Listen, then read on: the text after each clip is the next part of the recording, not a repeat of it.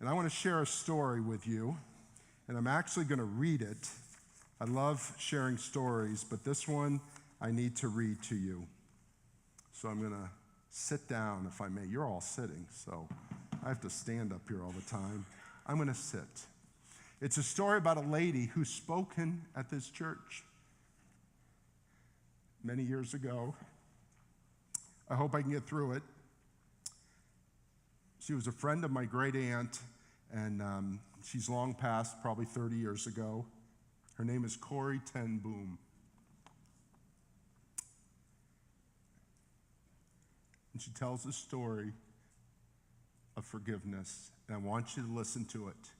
Those of you that know Corrie ten Boom, listen intently.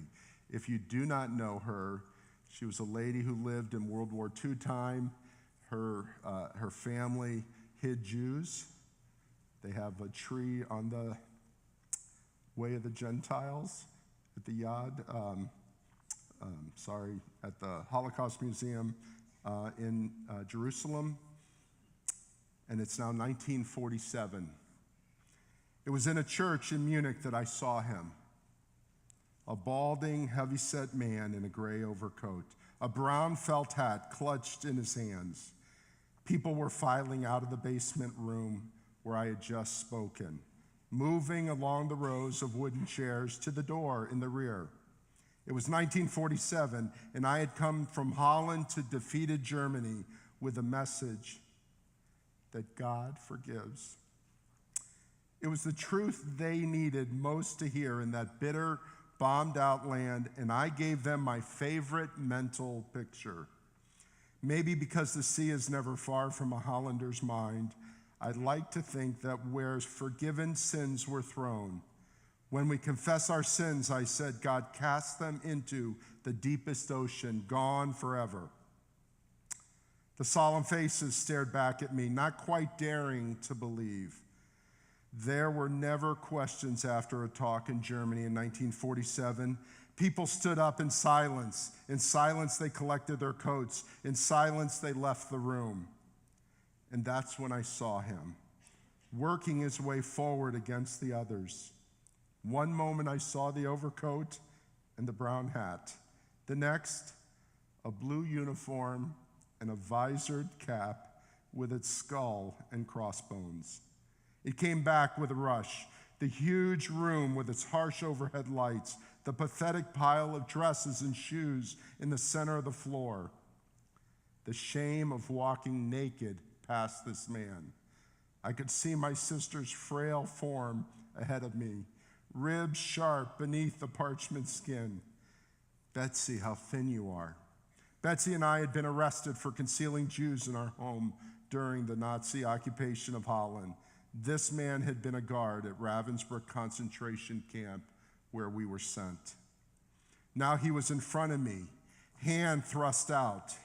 A fine message, Fraulein. How good it is to know that, as you say, all our sins are at the bottom of the sea.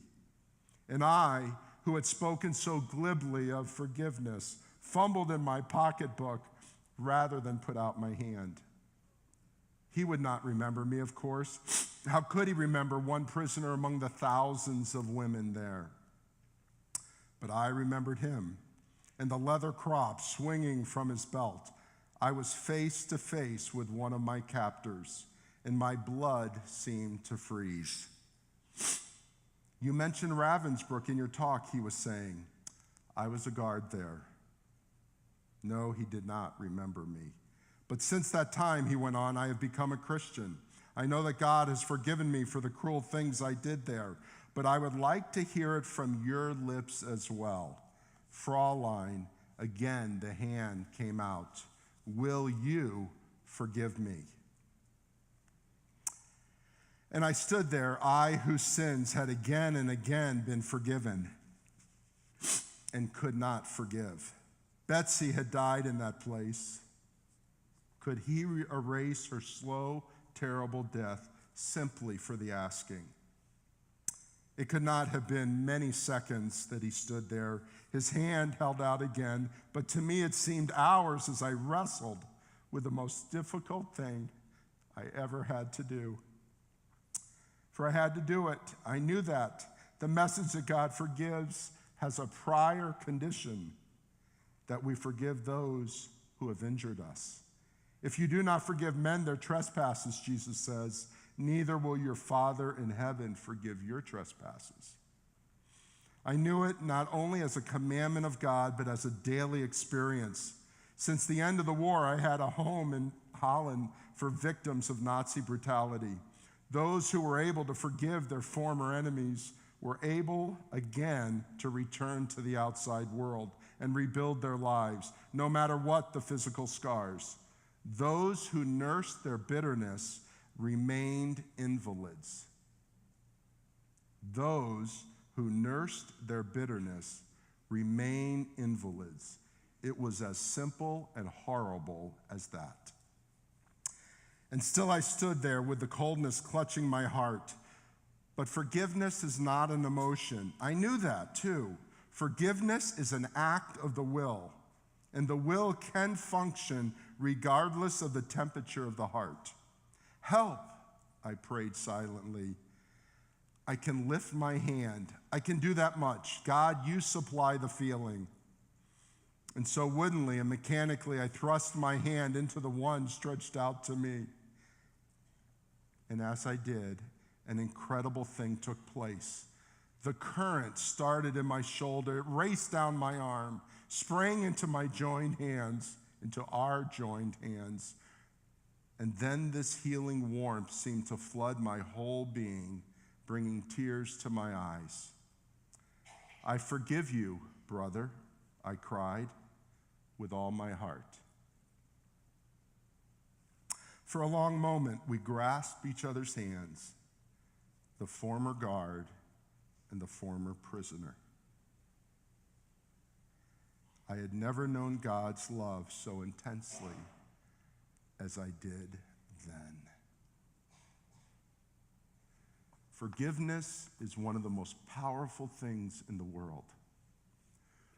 When God forgave us, the peace that came to us, there's nothing greater than that. And I think on earth there is nothing greater than when we forgive someone.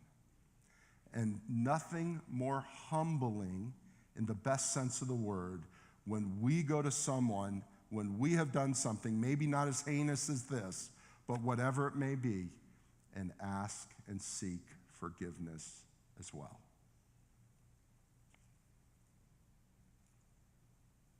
It's your choice. It's your choice. Let's bow our heads.